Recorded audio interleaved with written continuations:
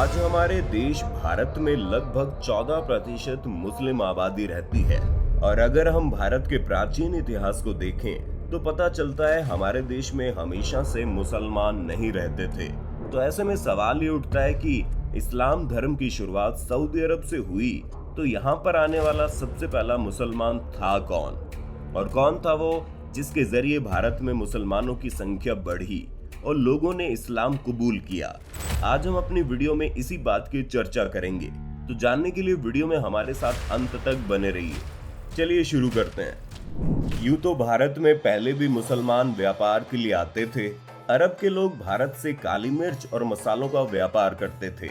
अरब के मुसलमान नमाज के पाबंद थे, इसलिए केरल के राजा भीम द्वितीय ने अपने व्यापार को बढ़ावा देने के लिए केरल में चुरामन जामा मस्जिद बनवाई, जिसके लिए अरब लोगों ने भी पैसा दिया। लेकिन उस वक्त वो लोग सिर्फ और सिर्फ व्यापार को ही अपना मकसद रखते थे। कई इस्लामिक धर्मगुरु भी भारत आए और इस्लाम का प्रचार किया, लेकिन उनका मकसद कोई भी जंग करना या भारत में अपनी सत्ता जमाना नहीं था। भारत आने वाला सबसे पहला आक्रमणकारी मुसलमान मोहम्मद बिन कासिम था, जो 694 ईस्वी में ताइफ में पैदा हुआ। सिर्फ 5 साल की उम्र में उसके बाप की मौत हो गई थी, जिसकी वजह से ज्यादा पढ़ाई लिखाई न कर सका। लेकिन मोहम्मद बिन कासिम बचपन से बड़ा होशियार और चालाक इंसान था, साथ ही वो खूबसूरत भी बहुत था। मोहम्मद बिन कासिम इराक के खलीफा हुज्जाज बिन यूसुफ का भतीजा था, इसलिए बहुत ही कम उम्र यानी 17 साल की उम्र में ही वो फौज में भर्ती हो गया और काबिल होनहार सिपाही साबित हुआ। दोस्तों, असल कहानी की शुरुआत यहाँ से होती है। हमारे देश भारत में सिंध राज्य हुआ करता था, जो पाकिस्तान में मौजूद है। सिंध पर राजा दाहिर और उसका भाई धसिया दोनों आधे आधे शासन करते थे। इन दोनों भाइयों में लड़ाई उस वक्त शुरू हुई जब राजा दाहिर ने अपने पंडितों के कहने पर अपनी सगी बहन लाडी से शादी कर ली, क्योंकि पंडितों का कहना था कि वो बड़ी किस्मत वाली है, जो भी इससे शादी करेगा वो इस राज्य पर शासन करेगा। जब इस बात की जानकारी राजा धसिया को हुई तो बहुत नाराज हुआ और उसने राजा दाहिर पर हमला करने का फैसला ले लिया। जब तक राजा धसिया राजा दाहिर पर हमला करता, उसे अचानक चेचक की बीमारी हो गई और इसी बीमारी के चलते उसकी मौत भी हो गई। राजा दाहिर बड़ी अकड़ और घमंड के साथ शासन करने लगा, क्योंकि उसका पूरे सिंध पर अकेले का कब्जा हो गया और उसने अपने पंडितों पर और ज्यादा विश्वास कर लिया। राजा दाहिर एक जालिम और कट्टर दिल वाला इंसान था। वो अपनी जनता पर बहुत जुल्म करता था और सारी जनता उसके जुल्म सितम से बड़ी परेशान थी। उसी दौरान श्रीलंका के गवर्नर ने इराक के गवर्नर को बहुत सारे तोहफे देने के लिए एक जहाज रवाना किया। उस जहाज में कुछ औरतें और आदमी हज के लिए भी गए। जब ये जहाज सिंध की तरफ से निकला, तब लुटेरों ने बंदरगाह पर इसे लूट लिया और उसमें सवार सभी लोगों को मार डाला। इस जहाज में से एक इंसान बच गया, जो किसी तरह भागकर इराक के गवर्नर के पास पहुंचा और उससे सारी बात बताई। इराक का गवर्नर हज्जाज बिन यूसुफ उस वक्त बहुत ही जंगी मामलात में लगा हुआ था, इसलिए उसने इस मामले को खत के जरिए निपटाना बेहतर समझा और उसने राजा दाहिर को खत लिखा और कहा हमारे हुए नुकसान की भरपाई करे और लुटेरों को उनके किए की सजा दे। लेकिन राजा दाहिर ने खत पढ़कर ऐसा नहीं किया और उन लुटेरों को सजा देने से इनकार कर दिया। राजा दाहिर के इस रवैये से इराक का खलीफा बहुत ज्यादा नाराज हो गया और उसने भारत पर हमला करने का फैसला ले लिया। अब ये बात है 712 की, जब मुसलमानों ने भारत पर पहला सफल आक्रमण किया। उससे पहले सारे ही आक्रमण नाकाम रहे और ये आक्रमण करने वाला यही इंसान था मोहम्मद बिन कासिम, जिसके अंडर में अरबों ने पहली बार भारत पर जीत हासिल की।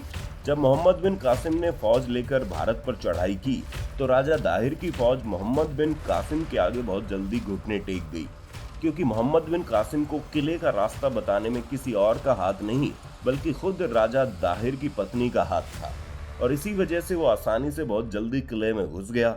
मोहम्मद बिन कासिम की तलवारबाजी के आगे राजा दाहिर की सेना कुछ न कर सकी। उसने हार मान ली और जल्द ही राजा दाहिर भी मोहम्मद बिन कासिम के हाथों मारा गया। राजा दाहिर की रियासत को जीतने के बाद मोहम्मद बिन कासिम ने सिंध की दूसरी रियासतों पर भी हमले किए और उन्हें भी जीत लिया। धीरे धीरे एक दिन ऐसा भी आया जब सारे सिंध पर अरबों का कब्जा हो गया और मोहम्मद बिन कासिम ने सिंध पर अपना शासन बना लिया। मोहम्मद बिन कासिम ने लगभग 4 साल तक सिंध पर शासन किया। सिंध की गद्दी संभालते ही मोहम्मद बिन कासिम ने सबसे पहले ऐलान किया कि जो लोग अपनी खुशी से इस्लाम कबूल करना चाहते हैं वो इस्लाम कबूल करें, और जो लोग अपने पहले मजहब पर रहना चाहते हैं उन्हें पूरी आज़ादी है। किसी के साथ कोई जबरदस्ती नहीं करेगा।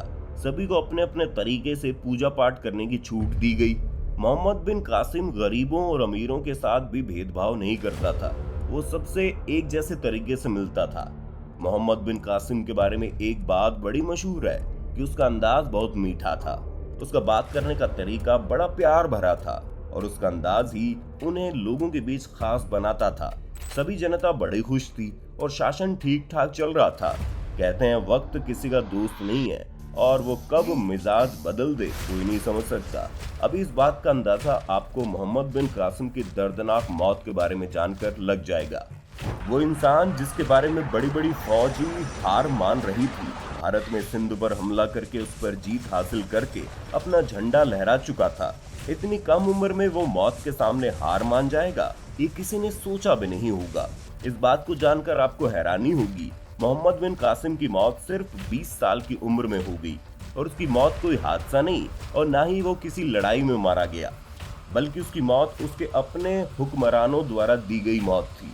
वैसे तो मोहम्मद बिन कासिम की मौत के बारे में इतिहासकार कई बातें बताते हैं, लेकिन जो एक बात सबसे ज्यादा मशहूर है वो ये कि 714 में इराक के खलीफा हज्जाज बिन यूसुफ की मौत हो गई थी और उसकी जगह पर सुलेमान बिन अब्दुल मलिक गद्दी पर बैठा।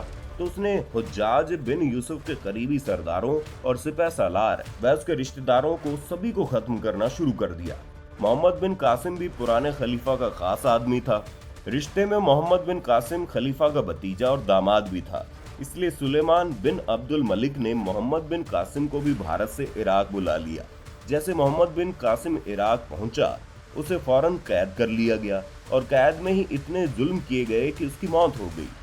सुलेमान बिन अब्दुल मलिक पहले ही खलीफा हज्जाज बिन यूसुफ से नफरत करता था और इस तरह उसने उसके रिश्तेदारों और करीबियों को और खास तौर से मोहम्मद बिन कासिम को मारकर अपनी नफरत की आग निकाली। तो ये थी हिंदुस्तान पर पहले कामयाब अरब आक्रमणकारी मोहम्मद बिन कासिम की कहानी। दोस्तों, आपको ये कहानी कैसी लगी कमेंट में बताना। वीडियो अगर पसंद आई तो इसे लाइक और शेयर करना, चैनल को सब्सक्राइब करना मत भूलना।